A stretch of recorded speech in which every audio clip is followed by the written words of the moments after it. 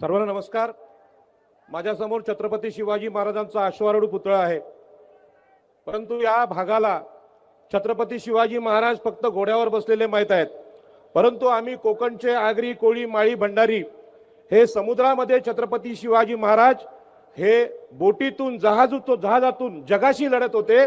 जरांगे पाटलांना यांची मी आठवण करून देतो आणि त्या कोकणाचे प्रतिनिधी आम्ही आहोत।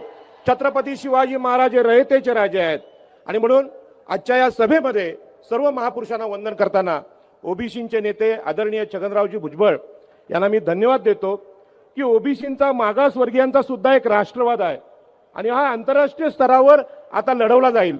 या सभेत माजी मंत्री धनंजयराव मुंडे आहेत, आमचे मित्र आमदार पडळकर साहेब आहेत, सहकारी आहेत आणि मनोहर धोंडे आहेत। सगळ्यांना नमस्कार करून मी माझं मनोगत थोडक्यात सांगतो।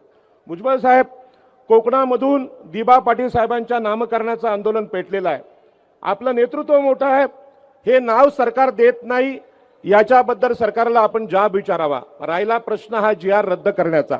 आपल्याला कल्पना आहे की आम्ही नेहमीच भूमिका घेतलेली आहे की ओबीसी SC ST एवढंच आरक्षण आहे, सामाजिक मागासलेपणातच आरक्षण आहे, जे सामाजिक दृष्ट्या